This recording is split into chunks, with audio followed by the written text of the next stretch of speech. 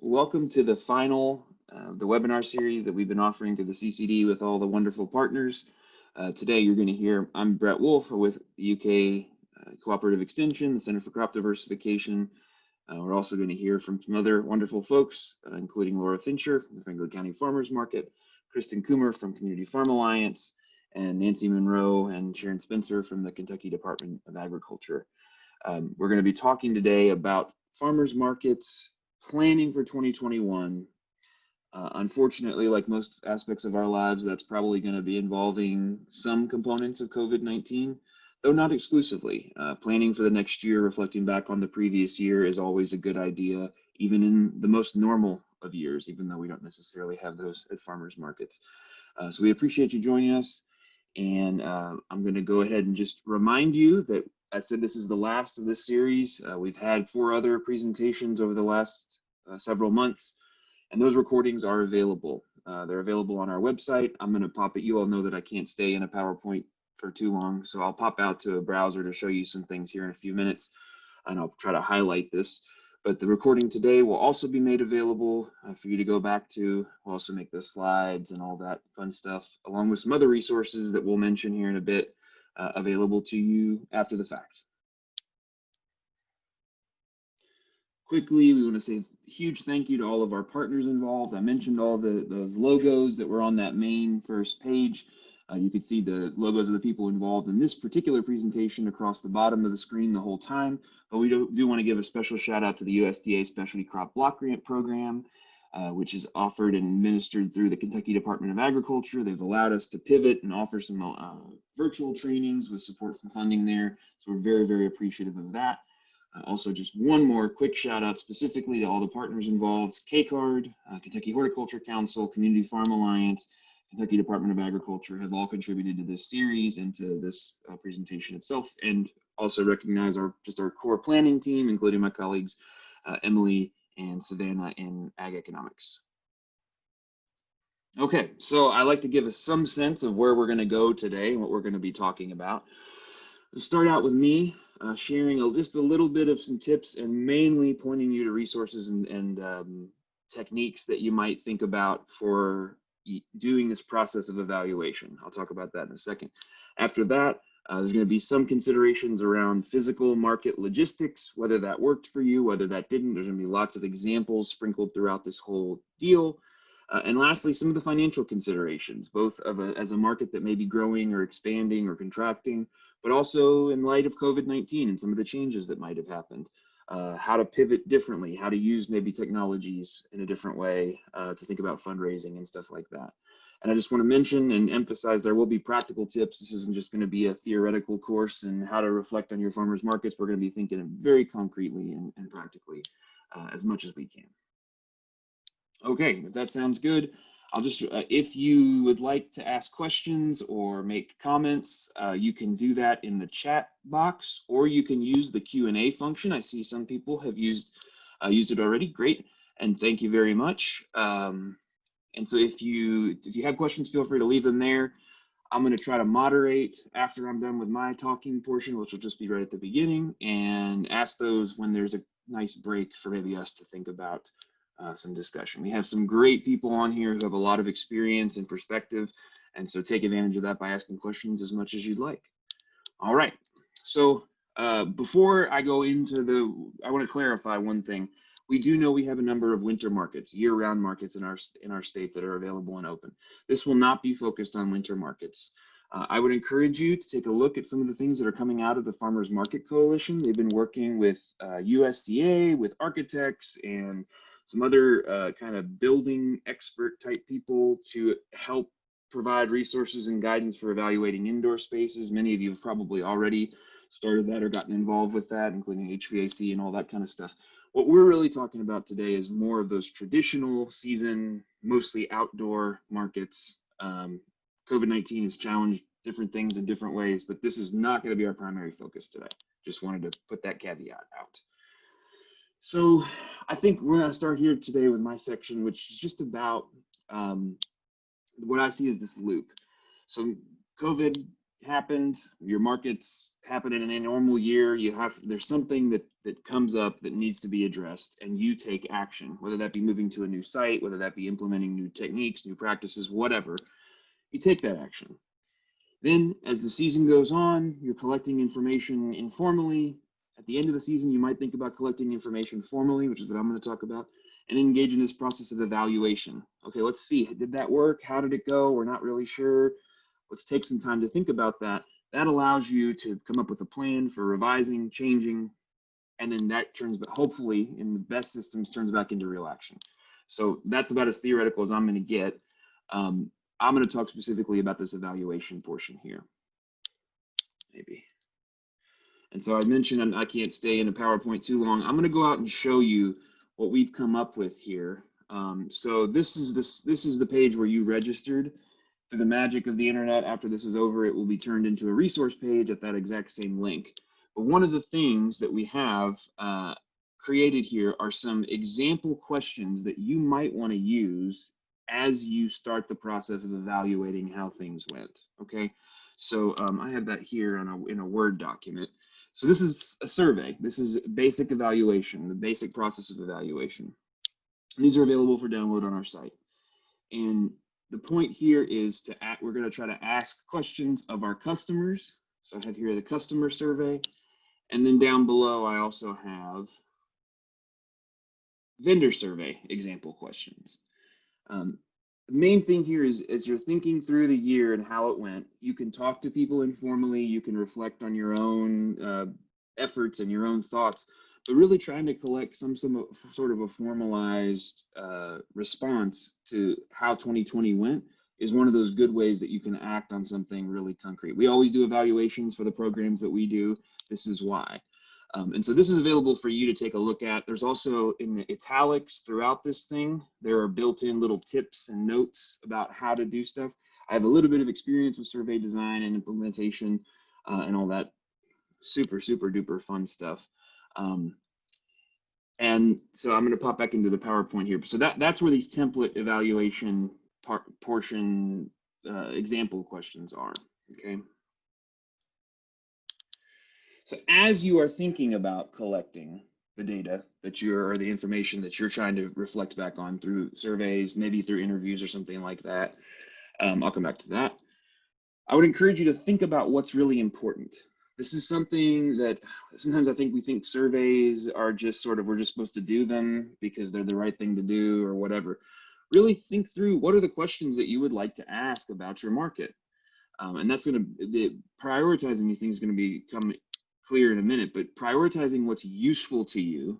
Remember, the whole point of this is not just to get nice information that we put in a publication or a press release that goes out to people and that's the last time we use it. We're trying to improve things. Thinking, if I could only ask one thing, or if I could only ask 3 things, what are those things? And I would encourage you to think back. I have the privilege of being involved sometimes with farmers market meetings and conversations, and I have charitably described them as debates here. There's sometimes some points of contention. We think our customers are this way. We think our customers are that way. We think the market needs to change in this way. Thinking about this as an opportunity to maybe clarify some of those points of difference. Another tip as you're thinking through evaluation, are you feeling tired? Well, I would guarantee your customers are too. And so what I'm specifically talking about with evaluation is this concept of survey fatigue. This is both, I'm tired of being asked to complete surveys, and also within a survey, if it's 45 minutes long, I burn out and get tired and I don't answer your questions.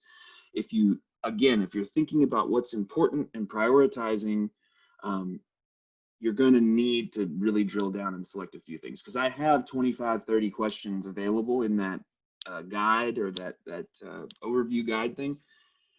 Do not copy and paste that whole thing in and print it out and try to get somebody to complete it. Think a little bit more. And when you do that, put the things that are most important to you first, because as people get tired and drop off, they just stop answering things. This is just the reality of survey and evaluation.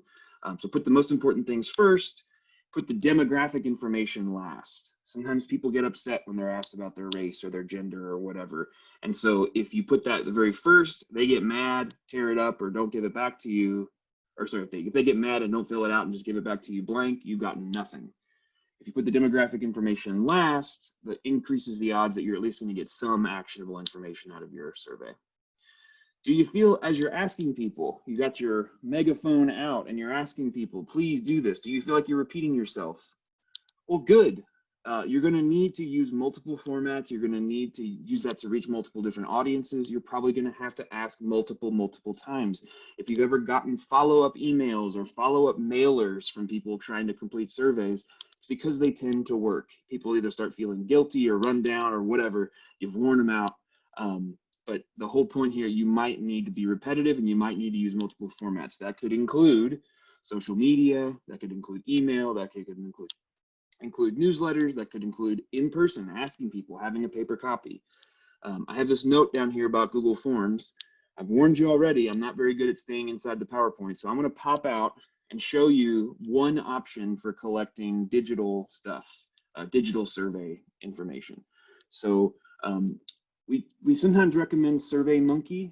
One of the issues with SurveyMonkey is you sometimes run out of a number, how many people can answer it. So if you have, I think it's 40 is the upper limit on how many you can view for free within their account, and then you have to pay. This is totally free. So this is a Google form.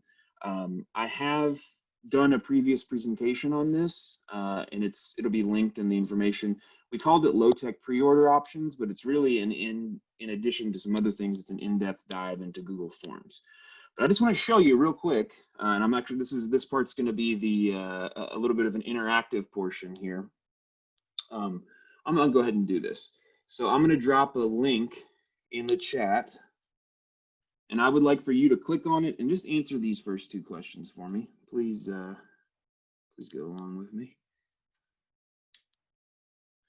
So just click on that and fill some stuff out. Because what'll happen is it'll populate responses as you do that. Somebody's quick on the trigger there. That was awesome. So all I did, I'm not going to go in depth on Google Forms here. All I did was I went on here and I got the link, I copied it, and I sent it to you. You could send that in an email, you could send that in a social media post. Wow, awesome. And you can see this gives us pretty quick access, and they even are doing automatic graphs. It's updating in real time. The future is here. This is a really powerful free tool that you can use for collecting information about your market. Now, in an ideal world, your survey would have more than just one question in it or two questions in it. And I'll just show you real quick how easy it is. So this is that document that I had that I said, you know, it's free, and these questions are pretty decent and the responses are pretty decent. You can just copy this, paste it, and you can do, you know, 11 to 15 times, whatever, let's say 10 or less, just for expedience sake. If you have something that you want multiple different options where they can check multiple, you know, check all that apply, you can do check boxes. So the point here is this is kind of a free way to be able to create a survey and ask questions, okay? I'm not gonna leave you completely hanging. Many of you will be like, okay, cool, that's something I feel like I can do.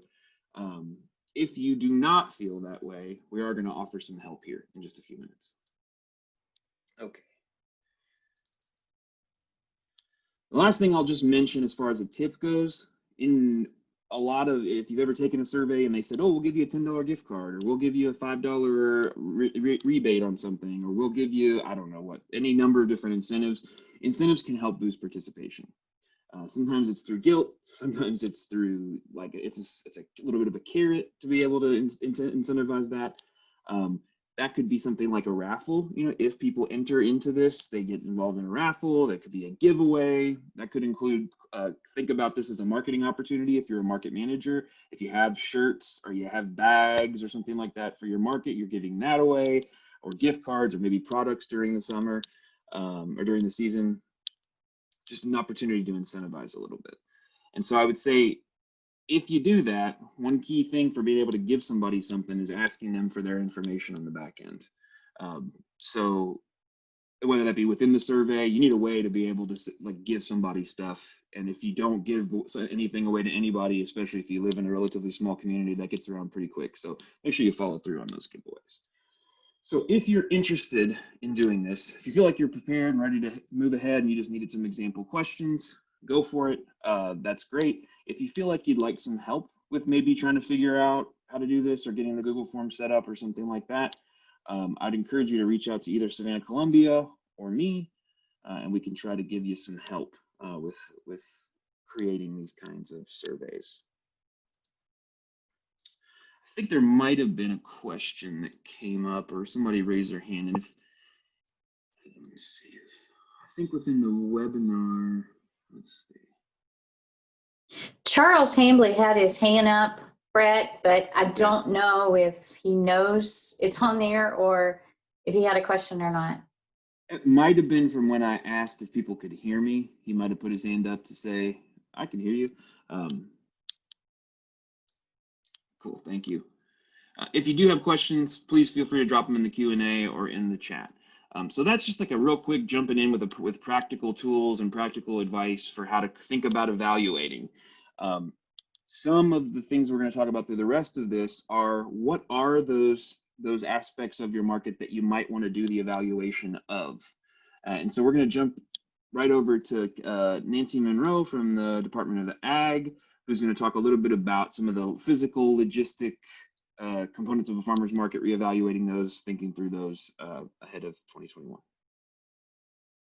Good morning, everyone. I'm happy to be here, and thanks for joining us on this kind of rainy morning out there, but we're just glad that you're able to join us on this webinar. And we hope we give you some useful tips that can help you plan for 2021.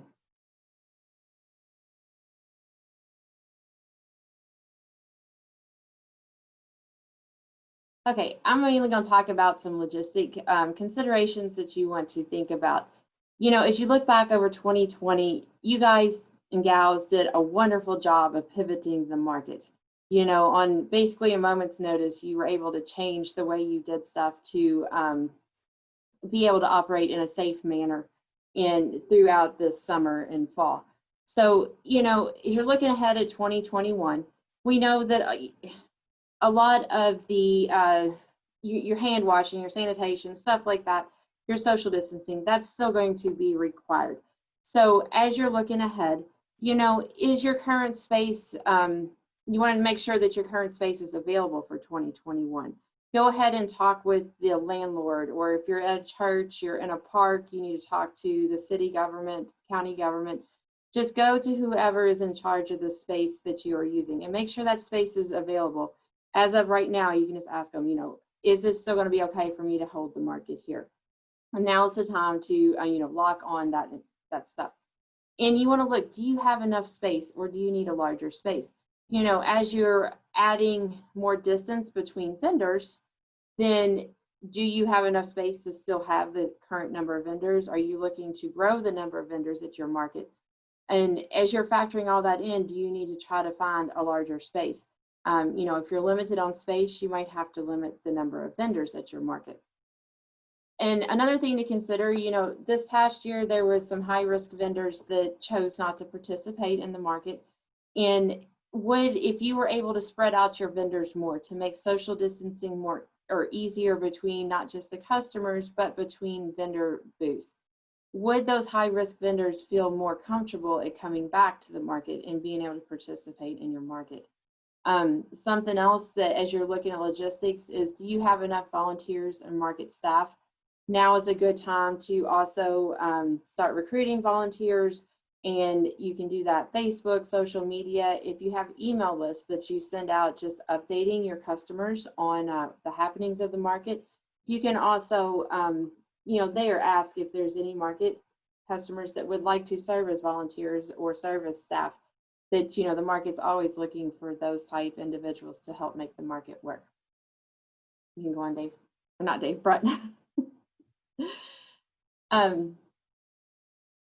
If you do need to move the market, you know, there's a few things, whether it is during a pandemic or just a normal year, you definitely want to look to see, is the new location visible? Is it off the beaten path, or is it on a highly, you know, in a highly visible area in a location that there is a lot of traffic flow that goes by? Speaking of traffic flow, is it easy to get in or out of the market? You know, are you going to have to sit there for 5 or 10 minutes trying to turn in or turn out of the market? That might be a turn off for some customers if it is hard to navigate the traffic to get into the market. Also, is it easy to find the location? You know, ideally, you want to have it where it's highly visible. If you can't have it where it's highly visible, make sure you have plenty of signage. Have signs that direct where to go. Is it located in the back of the building? Turn here, etc. That just helps the customers out and helps them be able to find your market. You know, an issue right now, or a topic amongst farmers markets on a national level and locally also, is public versus private property. The Farmers Market Coalition has some resources on this. And, you know, what can you, if you're on public property, say in a city park or county park, and if there's a group that might be holding an event that isn't exactly good for your market, can you ask them to leave? If you're in a city or public type area, you can't do that. But if you're on more of a private property in somebody's parking lot or something, you might have more control over that. So it's just something to look at, something that you can also, as far as what the rules of the market are, when you're in private property, you can have various rules that you might not be able to have in public property. When you do move locations, make sure you know where, make sure your customers know where you have moved to. There was one county that moved market. They had to move market where they had met for years and years. They were told this year that they were not allowed to meet there because of the pandemic and stuff. And they moved and they had a great location. But I actually fielded a couple calls into my office say, hey, is this market still meeting? Where are they at and stuff? So, you know, I helped direct the customers to them and got them in touch with the market manager. But just make sure you let your customers know. You know, have signage both at the new location, and if it's practical, maybe even have a sign or two at your previous location. Say, hey, we've moved to such and such address. Make sure you promote this on social media. Some other media channels that you can tap into, especially if you're in a smaller, more rural area, is your local radio station. A lot of times they'll be happy to talk about these changes, have you on the radio. Your local newspaper, your county extension office, and a lot of the county extension offices put out a monthly newsletter. So definitely let them know of the change, and maybe they'd be willing to help you out. And then even some of your smaller counties, when you have the small rural utility, whether it's water or electric, some of them actually have little areas where they can put little notes in the bill. I know one county that you can do that with the water bill. You can put up to, it's kind of like Twitter, you know, a short amount of information in there for information that relates to the whole county. So that might be something to explore too. But just make sure your customers know where you go to. If you think you've advertised it enough, you need to double it. Just never underestimate how much good that advertising does. And now, Nancy, one thing I would just tack on about that is we did this on a previous webinar, but if you have a Google business profile associated with your business, if you have a any social media, make sure not only to advertise that on the social media, but that in the information about your business, all of those addresses everywhere are updated. That could be as simple as just Googling your business and seeing what turns up and making sure none of the old addresses are still there. But that's just something we covered that I think 2 or 3 weeks ago in one of our webinars about Google business profiles. So awesome, thanks, Brett. And to go along with that, make sure you update your market information in on Facebook. If you also happen to have a website and maybe you use Facebook or your social media accounts more to get your information out, but you still have a website for your market, you need to update that information too. Because when somebody were to Google your market, they might get the Facebook page, but they might also get your actual website. And if you have one updated but not the other, the customers will be confused of where to go to. I know even as myself, is I go to confirm markets when I go out to do market visits. Sometimes I find conflicting information. So I know how to wade through it, but will your customer know how to wade through it? So just make sure all that information is up to date. Thank you there, Brett. Moving on, just some COVID-specific recommendations. you know, these are just their recommendations. These are not mandates. You know, like you need to have hand sanitizer. You need to have, if you don't have hand washing stations, definitely have a hand sanitizer. Those things you have got to have. But these are just a couple recommendations that have worked for some markets and made things easier for them, as in one entrance and one exit. You know, you think about some of your stores, they have one door for in and one door for out. Not all stores are like that, but that's the way some stores find that it works better. Even some restaurants are like that now too. One-way traffic, you can still, some markets found that that was easier to keep, you know, their social distancing and keep people moving through the market better with that. Spreading out vendors allows for easier social distancing. If you have the room, you know, the more room you can put between vendors, that makes it easier to keep the customer social distance. So they're not bunching up at 2 vendors at one time, you know, there's that room there. And as an individual vendor, can you change your booth layout to allow for greater social distancing? You know, if you have your, and we've done some topics, some webinars early back in the spring, early summer on this, but you know, if you have your tables in a straight line versus a U or L shape, and also, you know, as a market as a whole, if you're able to spread out your vendors, where maybe vendors used to only be able to be in a 10 by 10 space, so they needed to use a U or L shape layout to be able to display all their product. If they can use maybe 15 feet instead of 10 feet, that allows them to put more tables in a straight line and to still be able to display their product. So those are just some things to remember, to think about. Like I say, they are recommendations. These are not mandates, and some will work for some markets and some won't work for other markets. In these next slides, I'm just going to give you some pictures, some ways that markets communicated this type of information. The Bardstown Road Farmers Market, they send out an email every week to their customers. What will you expect at the market? What will you see? And early on, they let the market know, or their customers know, that they were going to be meeting in 2 locations. So here is just where I screenshotted part of this email, and it's just talking about that. And it has a map, you know, it shows where they were originally meeting, and it shows the parking lot at the street, at the church across the street. So it just gives the customers something so they know what to expect. Next slide.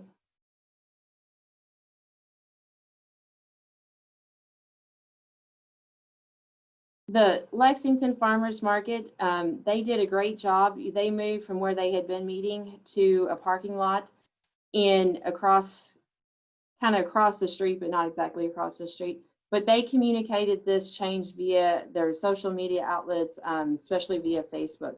So before the change happened, there's a screenshot of the post that they had. You know, there's a map there showing where they're going to be meeting at, and it has some information in the post talking about where they were going to be meeting at, what's going to be expected. And then the morning that their first morning at the new location, you know, here is a picture of that. They're saying where they're going to be at and everything. Next slide.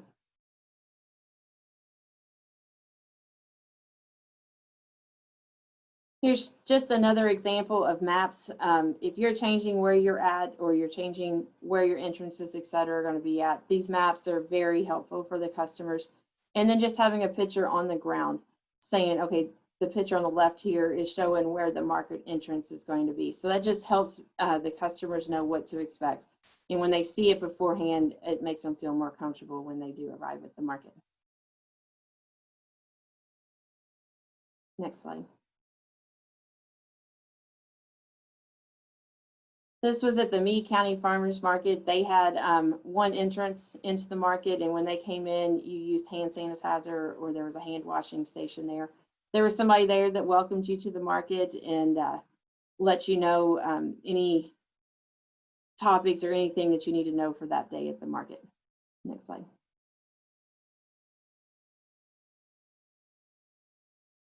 And when you have a market pavilion, it's also easier to control like your entrances and exits.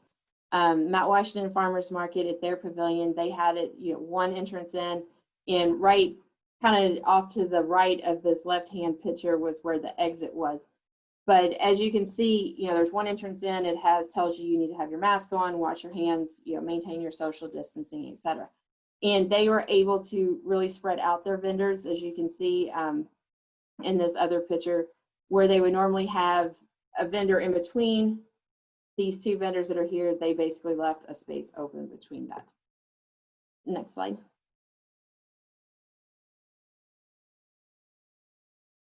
This was a very late season. I believe this was in October, right before, maybe they had one more market after this market, the Phoenix Hill NuLu market. But I included this picture because, you know, in the beginning, we all had the X's on the floor or on the ground or different things to encourage the social distancing.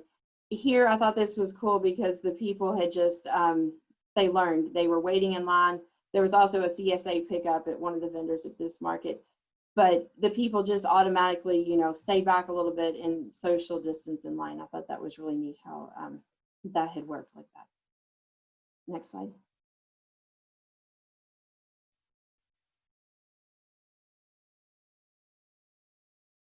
And here's an example at the Fort Thomas Farmers Market. During the main season, their market is outdoors, but this fall and into the winter, they have moved it inside this this wonderful building that they're at Fort Thomas. But they have an entrance that says, you know, enter here, and you come in and you basically walk in a U, and then over on the right-hand side of the picture where you see exit, you would come in. You come in the front and then you go out over there. So it just helps keep people more socially distanced, and you're don't have people coming in and out the exact same door. Next slide. That might be. There is my contact information. Feel free to contact me if you have any questions, concerns. I'm happy to help you out however you can. If you can't reach me, you can also reach out to Sharon. And if we don't know the answer, we will work to find the answer for you. So thank you very much. Great, thank you, Nancy. That was awesome. And that, hopefully you're seeing the theme of trying to integrate practical things in. Everybody on this call is really good at that because they work with farmers markets frequently. We're just going to jump into a little bit more of an expansion on some of those ideas from one of our markets. And so just go ahead and turn it over to Laura Fincher, who will share, and maybe just quickly introduce yourself too, and then jump right in. Thanks, Brett. So my name is Laura Fincher, and I am the online sales manager at the Franklin County Farmers Market in Frankfort. I studied agricultural economics at UK and then went to the Patterson School there and worked in food banking in Alabama before I moved to Frankfort and was hired at the market. And move on to the next one. So I'm kind of piggybacking on Nancy's presentation, giving a few more specifics, talking about what we did. Our market received a large USDA grant a few years ago, which allowed us to pilot a workplace delivery program. And I was initially hired on that last year, kind of midway through about 2019, working with that program. And so we were already familiar with using an online sales platform. And so it wasn't huge.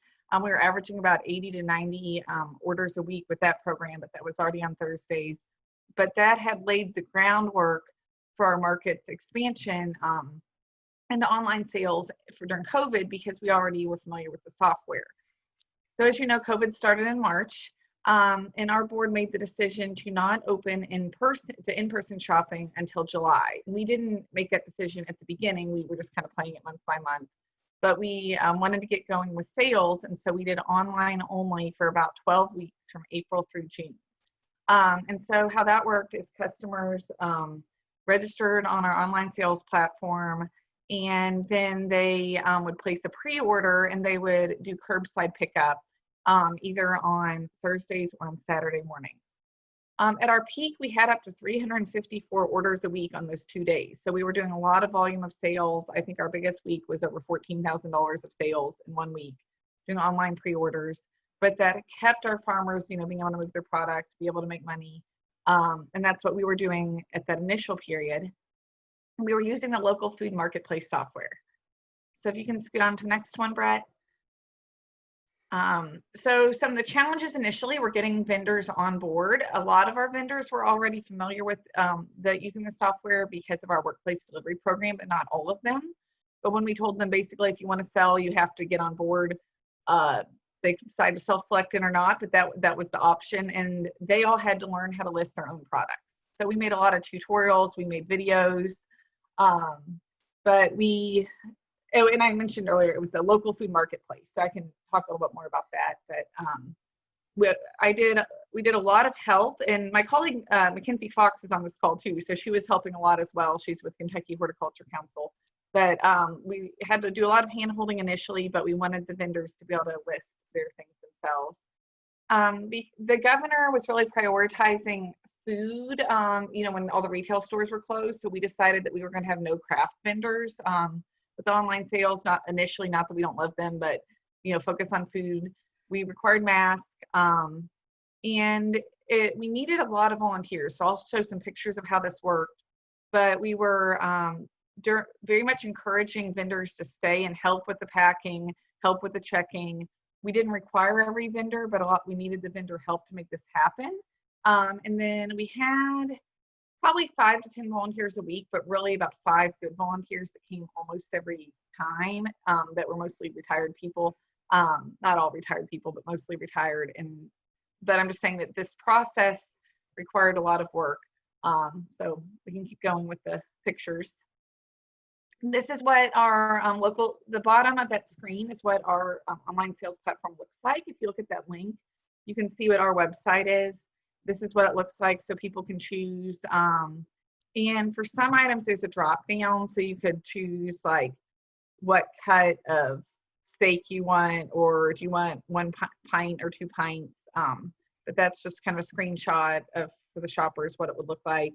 And it's a pretty good software. It's decently expensive.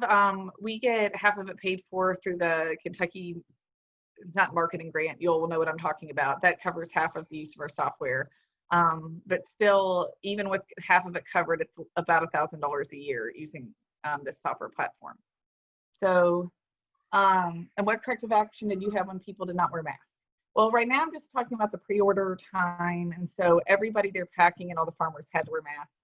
At our market, I think we asked people to put on the mask. It was requiring we opened up in person, but for the packing end, everybody just wore a mask. It was kind of on board with it.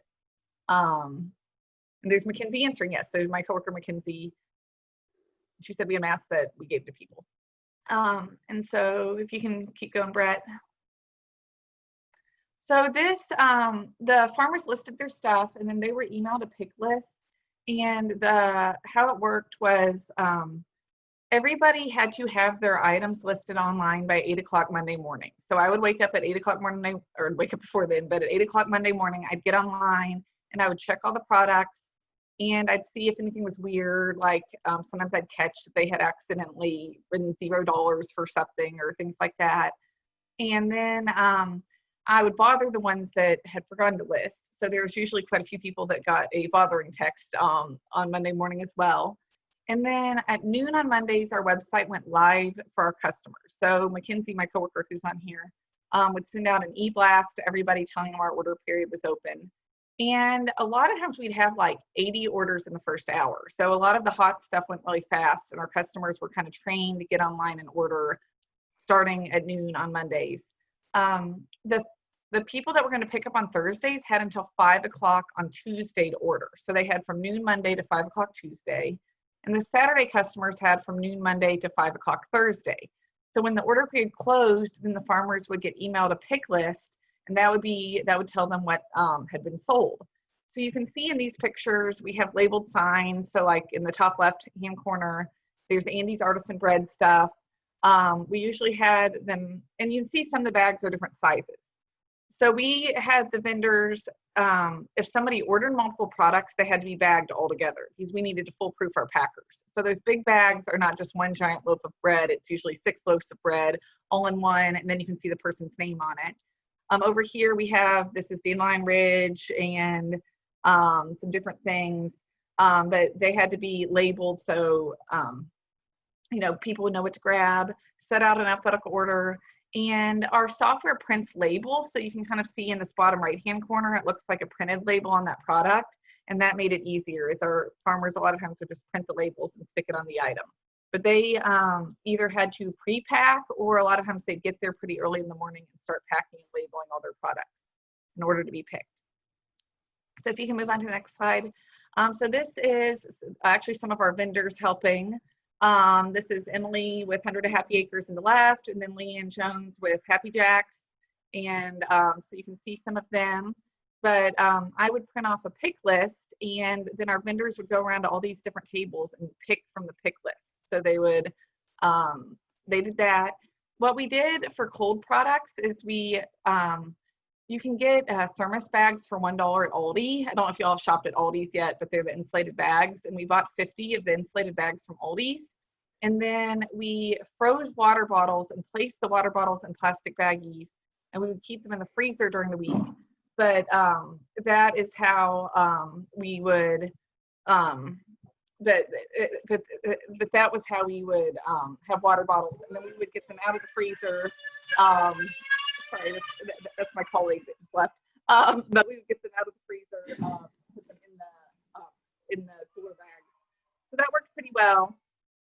And you can see the kind of the pick one. But then we'd have checkers check all the crates. And that made sure that we haven't forgotten any products. So Brett, if you can go to the next one.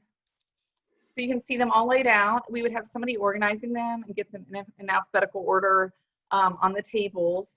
And so this was underneath our market pavilion, and all the crates were lined up. We can go on to the next one. And then this is actually, Mackenzie made this graphic, but we assigned people their ordering times. So the Thursday customers had assigned times, and the Saturday customers had assigned times. And we, a lot of times, have to bother, like text people if they were late and remind them. And a lot of times there'd be 1 to 2 people a week that forgot, and then we'd have to arrange a time for them to come pick up their stuff. But when it was their time, it was just kind of a drive-through thing, and they would tell us their name, and then we would place it in their trunks. And so we kept our mask on, and they wouldn't have to get out. They would just pop their trunk, and we would put the items in the cars. So that's kind of how that was. So then beginning in July, our market opened, and we opened on Tuesdays and Saturdays to in-person shopping, but Thursdays remained pre-orders. Saturday customers could pre-order, but then they'd have to go around to each vendor table. But we kind of developed a niche opportunity because a lot of customers really loved pre-ordering, and they were spending more money. We'll have a financial slide about this a little bit later on, but kind of once starting in July, I think we averaged after that period 150 pre-orders a week on Thursdays, and then about 40 to 50 on Saturdays. So, and our farmers actually loved this pre-ordering because they weren't harvesting stuff that wasn't sold. So it was really like advantageous to them with planning because, you know, you're not going to have all this leftover stuff. And so we are going to continue, I'll talk a little bit more later on, but we're going to continue with a lot of the pre-ordering even after COVID because we kind of hit on a profitable system here. So, but that was what happened. This is a little bit of the layout. This is a Saturday market. We had plastic shower curtains around our welcome. I don't think it was shower curtains, but it was essentially like a shower curtain around our welcome table. And we had, you can see the hand sanitizer out there. We had a different hand sanitizer and hand washing station as well. You can see the healthy at work signs printed off. Clean and dirty pin cup in that bottom left-hand corner of the picture if people had to sign. So we thought through a lot of different things there. And then if you can keep going. And then there is a sign with kind of our different practices, wear a mask, stay home with sick. And so we use this graphic a lot, both hung up and also in social media, but so that people could read kind of, you know, what was expected when they came to the market. And then this is kind of like that picture that Nancy showed. We had the people trained to space out while they were waiting in line. And you can see that our vendor tents are kind of spread out. And we actually flipped our market around. So normally our next slide will show this, but normally the vendors would face inside, but in order to have more social distancing, we had them face outside. So you can see this graphic, that's a vendor map. We had, one of the reasons why we didn't allow craft vendors is we needed to space our vendors every other spot. So you can see in that picture, we had a space between vendors, and then we asked our customers to go in one direction, and they would enter near this welcome table kind of in the bottom left, and be there encouraged to sanitize, and then they went on the outside of the market for more social distancing. So that helped a lot, you know, with keeping people spread out. Excuse me. So that's it. Bless you. Thank you. So thanks, Laura. And we'll hear from Laura here again in just a minute. So we're going to transition now from thinking about some of those logistical things to thinking about some of the financial things. I just want to address a couple of the things that came in through the chat. Hopefully the question about what software you use got answered. And Laura, one more time, what was that called? It's called Local Food Marketplace, and there are quite a few other ones out there. So I'm not saying everybody has to do that. It was pretty easy, but it's also decently expensive. So you probably need a pretty good business plan in place to decide that you would generate enough income to cover that software.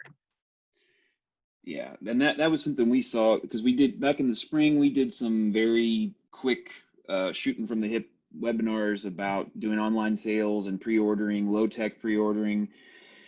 And that's one of those things that we saw is that, you know, you can get some options that are inexpensive, but they require a lot of labor, or maybe they're clunky. You can get things sometimes that are expensive and still require labor, but trying to balance that technical savvy and some markets have managers, other ones don't throughout the state, balancing all of those things. And I think it's really impressive, all the stuff you all were able to accomplish. And hopefully we'll have some more questions come in about just some of your adjustments and how maybe that affected the market as a whole financially across after we hear from Kristen. But right now I'm going to turn it over to Kristen here, from CFA, who's going to share a little bit of some thoughts about the financial portion of having a farmers market in 2020 and 2021. Hi, everybody. Like Brett said, my name is Kristen Coomer, and I'm with Community Farm Alliance. Brett, if you could just go on to the first slide. I just wanted to share a little bit of my information before I get started. I am the co-manager of the Farmers Market Support Program. I have been working for Community Farm Alliance for nearly 4 years now, and before that, I volunteered at a farmers market for nearly 2 years. So I have a lot of real-world experience with the farmers markets. I am located in the Western Kentucky region, so those are mostly the markets that I am in contact with, but I'm also in contact with markets all over the rest of the state as well, running the program.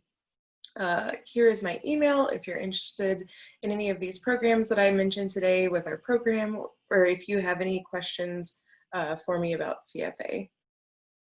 Next slide, thank you.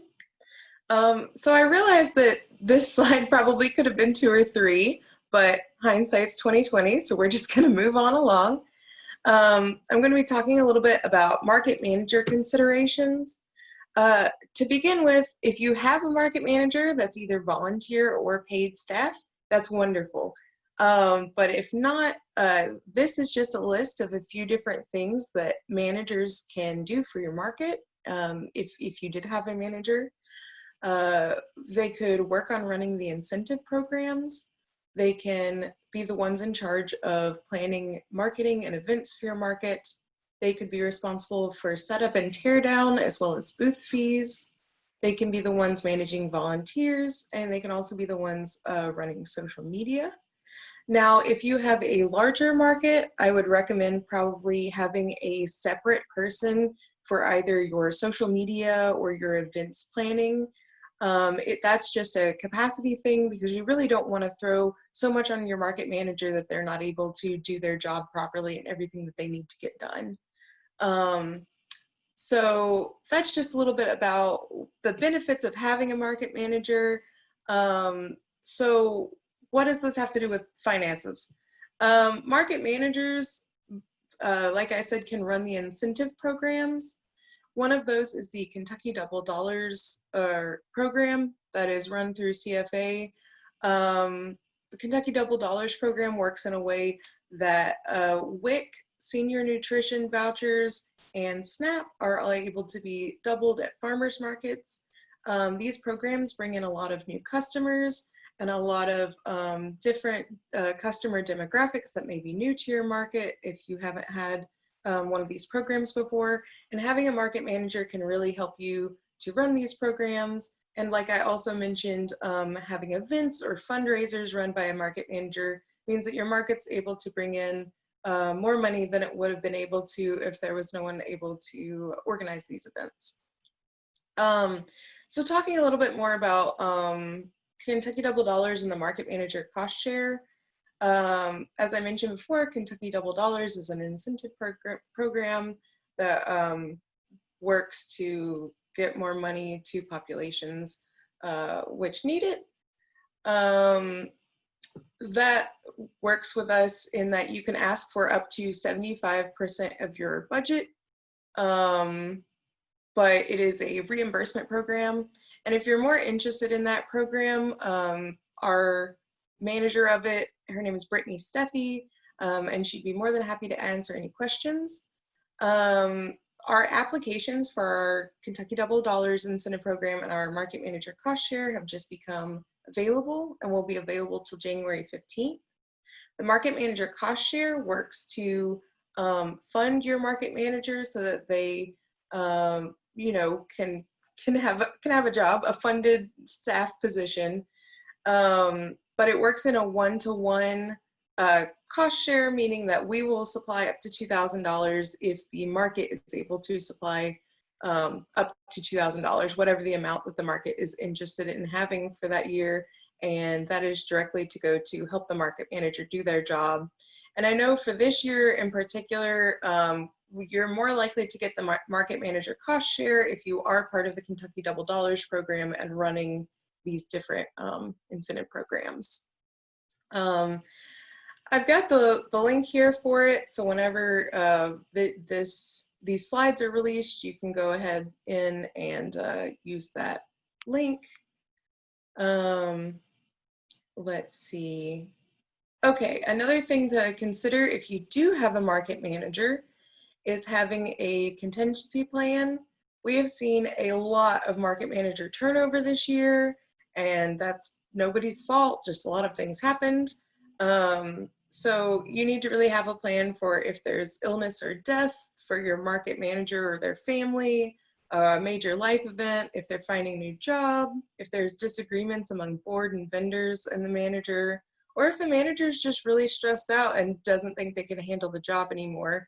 It's really important to have who's going to be running our programs, who's going to be taking care of our social media, who will be at our information booth if our manager was gone tomorrow, or if they weren't able to do their job. And if you have volunteers, that's wonderful. I mean, there you have a backup immediately. But if not, it might be worth it to find people who would be willing to step in if something happened. We did have a market this year who had the situation of one of their staff members was diagnosed with COVID-19, and because of that, all of the other working staff had to quarantine, which then created the issue of what are we going to do? So maybe another thing could be if you have multiple market staff, don't have them come on the same day or have them at different times so they're not exposed to the same groups of people. So these are just a few different considerations for if you're looking to get a market manager, or if you already have one and you're just trying to figure out either where a little bit of funding might come from or something like that. And I'm going to go ahead and put in the chat box. This is our Farmers Market Toolkit. And within this toolkit, there's a whole section on how to find a market manager, how to hire a market manager. And also there should be a few different links on how to find more funding to fund a market manager position in there as well. Next slide, thank you. So the next thing I'm going to talk about are virtual fundraisers. It was really a bummer for a lot of markets, I mean for everyone of course, that we weren't able to meet in person this year, especially since farmers markets in recent years have really become a gathering place with things like live music and events. So not having that this year was really difficult, but our markets have really pivoted and come up with some fun different ideas for virtual fundraisers. One I found most interesting was a soup fundraiser done by the Perry County Farmers Market. And the way they did that, they had vendors make soups with local ingredients, preferably ones they had grown themselves, but you know, whatever local ingredients you can get a hold of. And then these were refrigerated and kept in coolers for customers to come and pick up in like a drive-through curbside pickup manner. So they did a pre-ordering system, and yeah, they said it went really well and people were really excited to have it. So that's just fun, unique ideas you might not have thought of. I also saw one market is doing a silent auction on Facebook, and I thought it was really interesting because while it is technically a silent auction, it's not as anonymous as a normal silent auction. But I mean, that could be fun potentially, and that like some people might get competitive or something like that. So that I thought that was a neat idea. And then community farmers market, they did just your run-of-the-mill giveaway to get a lot of attention on social media and get some new followers and everything. And then immediately after that, they advertised that if you give a donation to help and fund their Kentucky Double Dollars program, if you donate at least $50, you get a handmade ornament that has the market's name on it. I just thought that was a really exciting idea because me personally, I saw that and went, ooh, I'm helping someone and getting something really cool. So that might be something to consider if you have a vendor who would be willing to do something like this, either for a low cost or for free. That would be nice, to be able to do like a small fundraiser in this way for your market. Another thing for you to check out is the Farmers Market Coalition online fundraising webinar. It just gives more information around creating online fundraisers and getting people engaged beyond what I've mentioned here.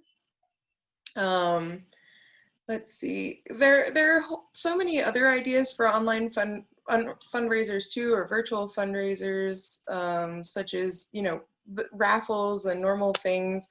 I think one farmer's market was doing something with trivia questions, where if you answered so many trivia questions about either like I think the market or local food or something like that, you get a voucher to the market for about $5. So it was like a small reward, but it was to get people engaged and to get people answering questions and bringing new people into the conversation with that little bit of incentive as well. Next slide, please. Finally, I wanted to go into just general budgeting for COVID-19.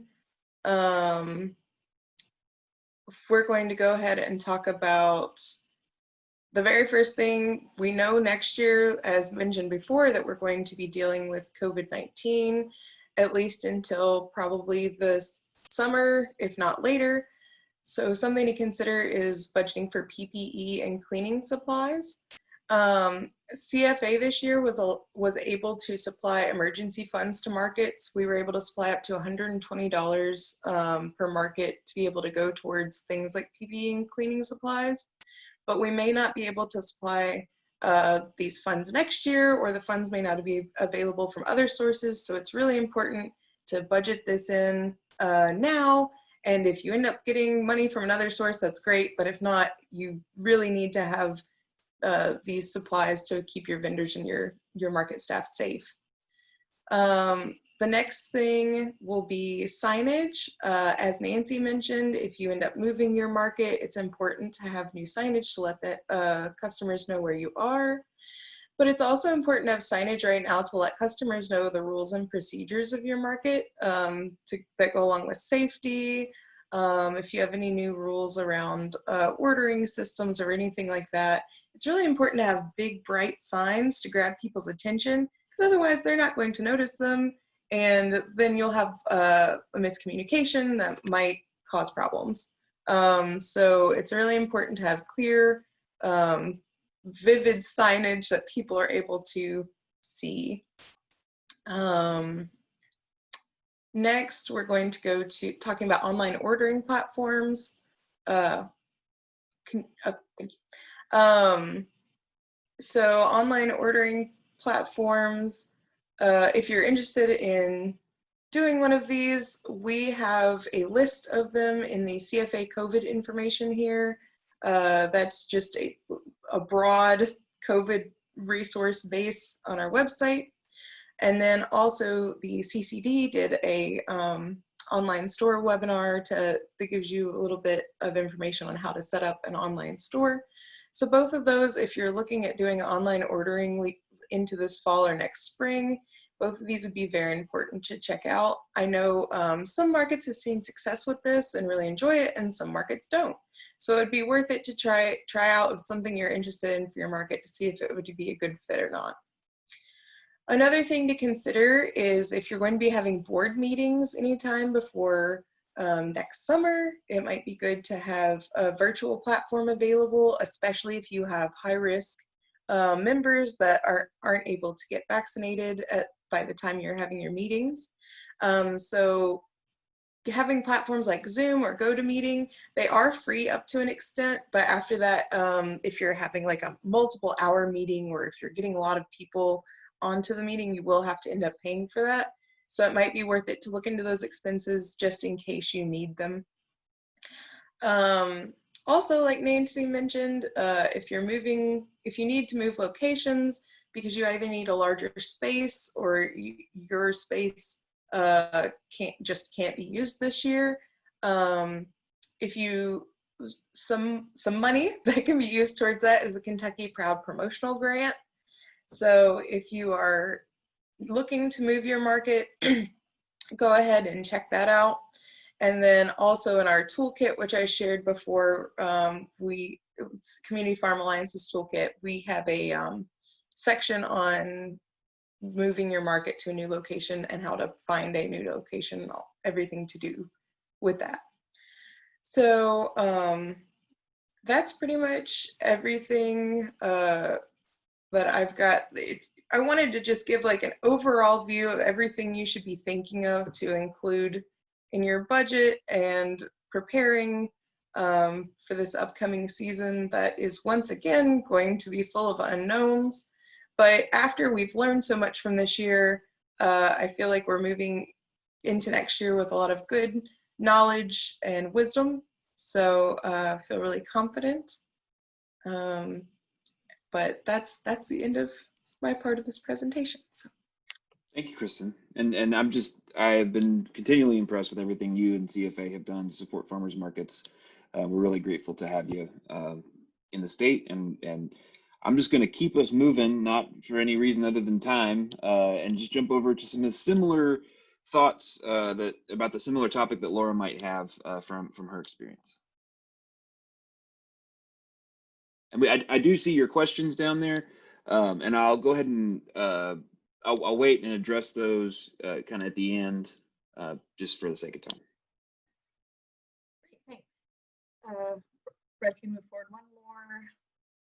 So some of y'all have wondered, I was asked to talk about at the end about financial considerations. These next two slides are a little bit about how we worked it financially with online sales, to give y'all ideas. This year, about probably 8 weeks in, we started charging customers a $2 order fee per online order because the goal was to make this program sustainable. You know, I mean, I work like 10 hours a week, but I'm paid. We have some other paid colleagues. Our expenses are, there are some supplies with the online ordering program. We had to buy a whole bunch of crates. We also have a workplace delivery program that uses the like bushel boxes that are kind of waxed cardboard. We had to buy more of those. We have, you know, I print probably 200 pages a week because we're printing the packing slips. So there are expenses, and we needed to generate revenue to actually make this sustainable and get our customers used to paying a little bit, because the goal is if it's going to be a sustainable program for next year, you know, we can't just have everything bleed money during COVID and then not be sustainable. So you can see here, we charge a $2 order fee per week, and that ended up being a really good thing because, you know, on weeks that we had 200 orders, that was $400 that we netted. We also charge vendors 4%, had to cover credit card fees. Our credit cards, I think were 2.9% per swipe, and then plus, or 2.9% plus 30 cents a swipe. So if an order was a $30 order, that cost us right at 4%, if that makes sense. 30 cents is 1% of a $30 order plus about 3%. So that really just kind of broke even on the credit card fees for that part. And then we have a workplace delivery program and a local one, and that we charge customers $30 a person a year. But if we registered 80 customers, that's another $2,400 going to that program. And really that part just covers our delivery drivers. So we're not making any money off that. But we expect to continue with online ordering. So Thursdays, we used to have an in-person market. It was pretty small.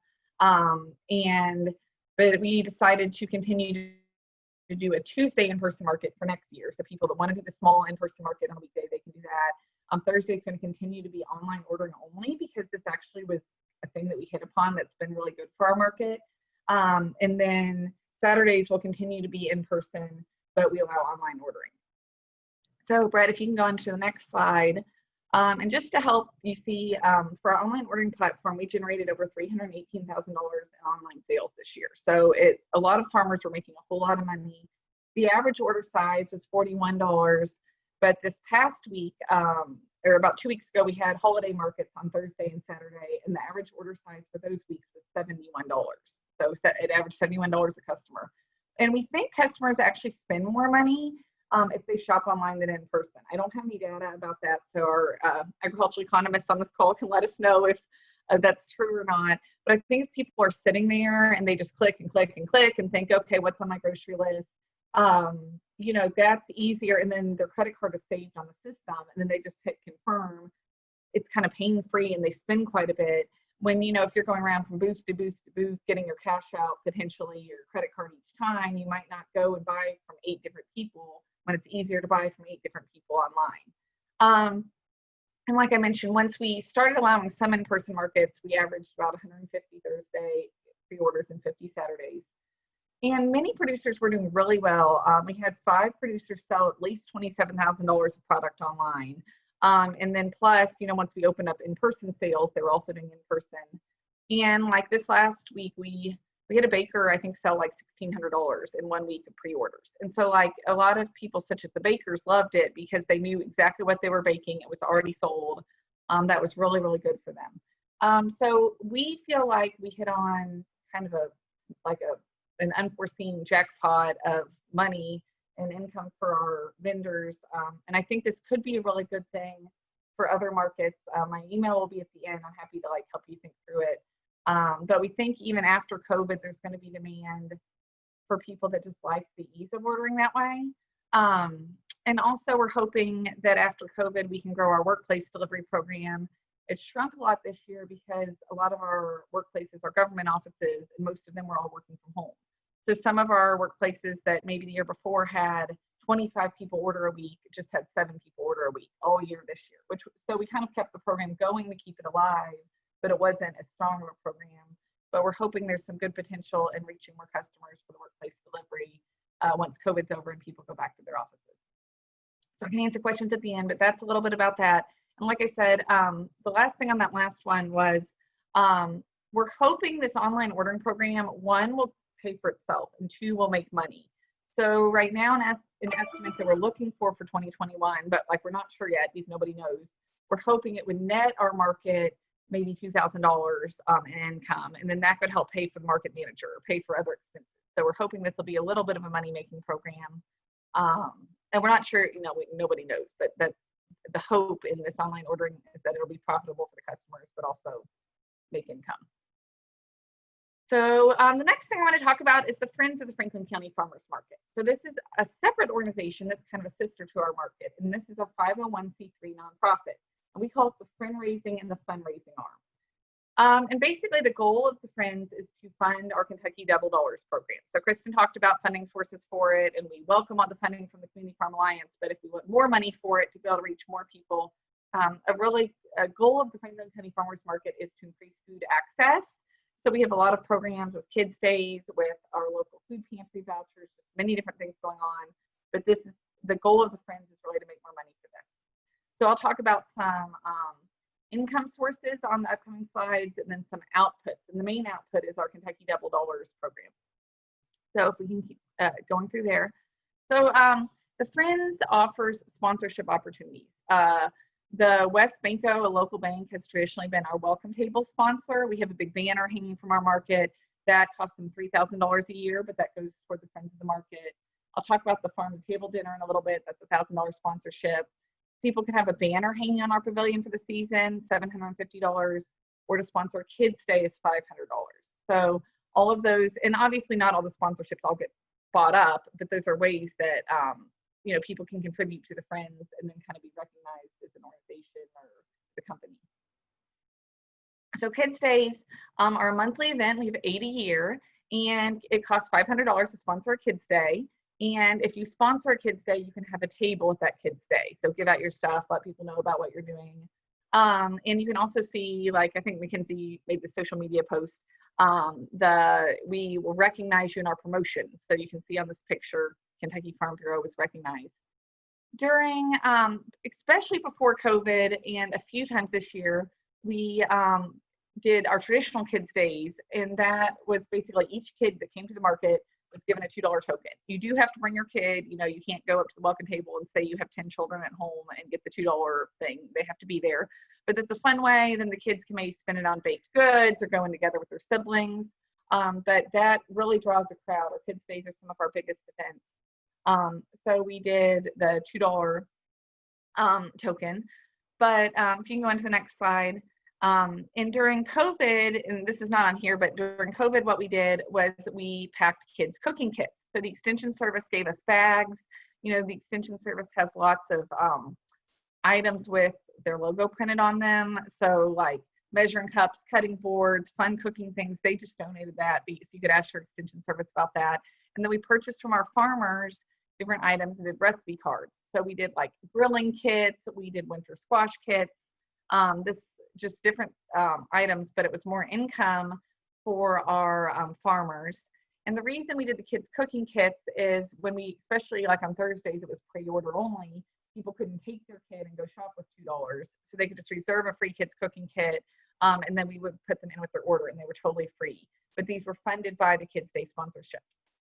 I have these on here just showing what they've looked like in years past. We also allow, this is kind of before COVID, we were allowing people to come as guest vendors.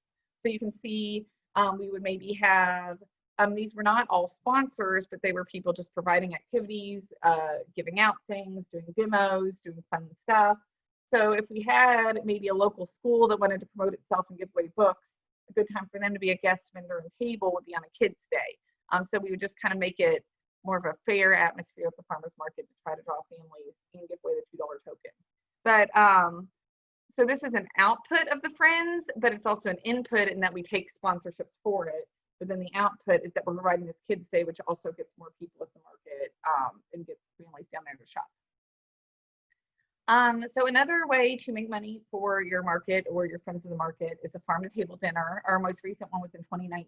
We didn't have a 2021. And this happened right as I was getting hired. So I've never been to the farm table dinner. I didn't help plan it. Our Friends board, I think, does a lot of the planning. So the nice thing about having kind of a separate Friends group is that it's not all staff doing it. It could be the board members doing some of the work. But this netted the last few years, $2,500 to $2,800 after expenses. And then that's not including that $1,000 sponsorship, so it's another $1,000. And we were able to use the Kentucky Proud Farm to Fork grant to cover some of the food costs. We bought the food from our vendors. It evidently is needs a lot of volunteer help. Needs about 25 volunteers working different shifts. We borrowed our tables from the Extension Service. I think we borrowed some more of the linens and things like that were like donated. And we borrowed the kitchen space, I think most recently from Holly Hill Inn, which is one of Weed & Michael's restaurants. But you could also try to rent from a church, or find an industrial kitchen or find Extension. You might have to kind of network to find something. We evidently also had a silent auction that netted about $500. So that's a big event, but a way to highlight some of your farmers and get a lot of people involved, and could be a good way to raise money either for your market, or this benefited our Kentucky Double Dollars program because it goes to the Friends. So that's, I think it'd be doable, but I've heard there's a lot of work, but could be something to think about. And if you can go to the next slide, that's a picture of it before people came. So it looks beautiful. And like I said, they had 110 tickets sold. So that's what it looks like. And so a big thing is just letting people join the Friends of the Market or give to the Friends of the Market. I don't know how many memberships we sold at the market, but these pictures at the bottom were what the option looked like on our online sales platform. And we got exactly $3,500 of income through our online shopping platform this year of people just adding. And we had all these generous customers that just added this $10 donation every single week to their order to help other people. And then that way, we allowed people to shop with Snap, and then they would just have to swipe their Snap card when they picked up, because you can't do online shopping with Snap all the time. But when they picked up, they would swipe their Snap. But then we also would give them up to $20 of Kentucky Double Dollars. But this just kind of kept the money coming in so we could spend it.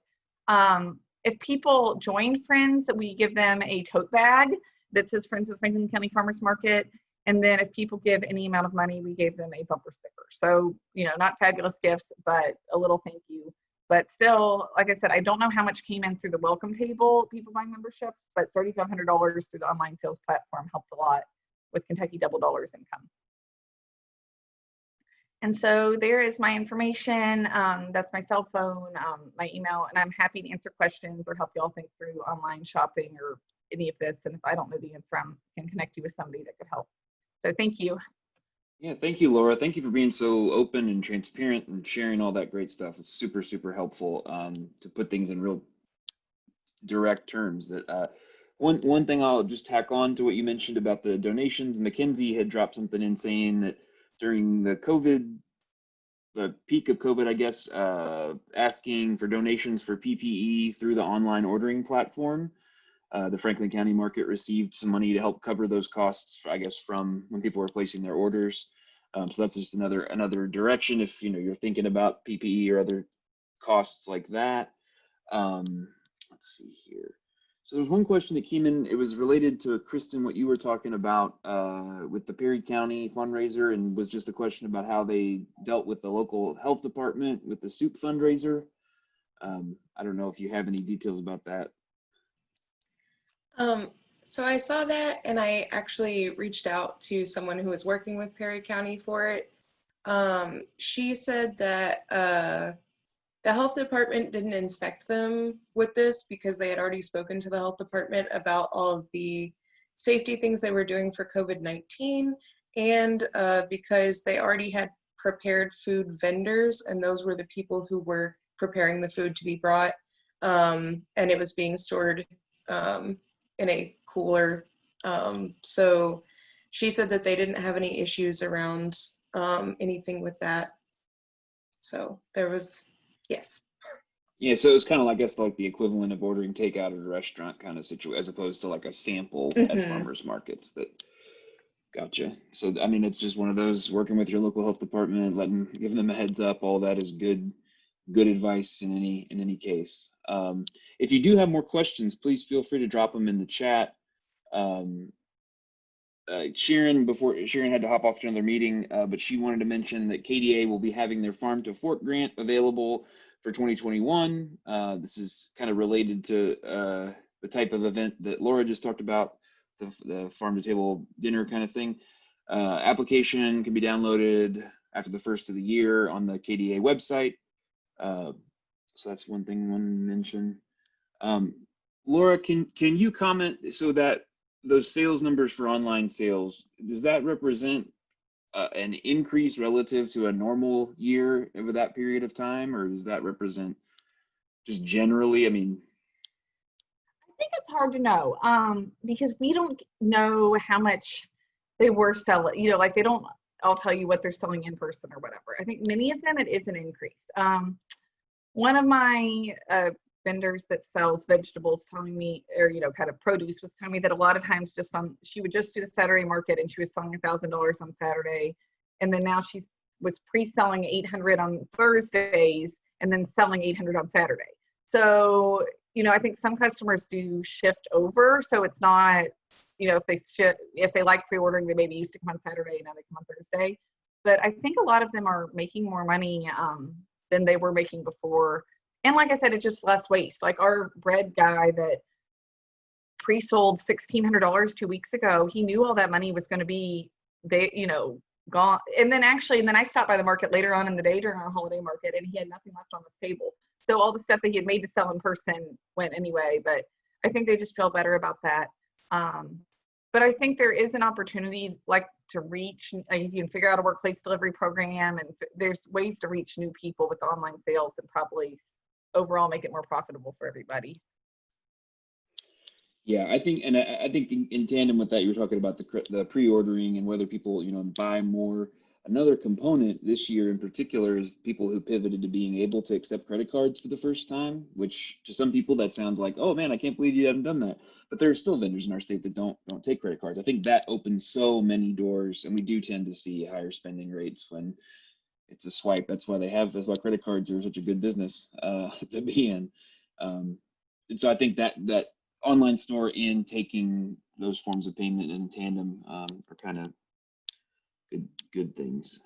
And one side thing that I didn't note, our Friends at the Market covers the $2 fee for any of our SNAP customers that put in a promo code. So we didn't want the $2 fee to be a barrier to people saying, oh, I don't want to place an order, I don't want to have to pay an extra $2, I'm paying with SNAP. So our friend, usually it's like 4 to 5 people a week that actually do the promo code, but still our Friends covers the $10 loss. And so that's kind of a nice thing to prevent any barrier to ordering. Nancy or Kristen, did you have any other thoughts that came up in the interim period? I just wanted to say, I put the links to the 2020 Kentucky Proud Promotional Grant in the chat box. I didn't realize it was already on the website. I will be sending that out to all of my market contacts. So if you get emails from me, I will be sending that today or tomorrow. I'll get it out this week to you. Thank you. Well, it's been a strange year in a number of ways, understatement. And I think I've just been really impressed in this webinar as the last one of the year. Maybe it's the holidays, I'm feeling a little sentimental, but it's got me thinking and grateful for the partners that are on this call and the partners who have been involved in this webinar series, but also Laura's involvement and just a willingness to share and help has underscored from my experience with the farmers markets across the state, which is trying to help each other and seeing each other as friends of rather than some sort of, there's always a little bit of healthy competition within markets and between them, but understanding that we're kind of in this together. And I've been really grateful for that. Our price reporting system is based on that. This people being committed and seeing the value of sharing information and helping each other. And that certainly extends to KDA and CFA and the Hort Council and all of you who have tuned in. I'll just say, we don't know what 2021 is going to look like. I'm hoping in March, somehow miraculously, all of these things feel anachronistic and out of date. And, oh, what do you mean people wore masks or people? We're trying to help you plan for maybe the contingencies of the realistic, what that's probably going to look like. All that to say, in this time last year, none of us saw any of this coming, and yet we've been able, through the resilience of the markets, resilience of the groups that we work with, been able to respond and adapt really, really quickly. And I think that's because of the relationships, reaching out, establishing and knowing people at all these organizations, including your local extension office. And so as we move into 2021 and beyond, this is not going to be the last challenging year we're going to have. And so those relationships to me have just been so vital for getting through this and feeling a little bit sane at the end. So thank you to everybody, for all the both panelists and presenters, for taking time out of your day to present here, but also to prepare all that great information and for helping with this webinar series. Thanks to all the attendees. Really appreciate you. Really feeling lucky to be in Kentucky. I didn't mean to rhyme that, but here we are. So thank you all very much. If you do there's contact information, I'll make sure that's available to everybody in the email that I send out afterward. Thank you very much and have a wonderful holiday season. Merry Christmas, Happy New Year, and we will see you probably in 2021. Thank you very much. Bye-bye. Thank you, Brett. Thank you. Thanks, everybody. Have a great holiday season.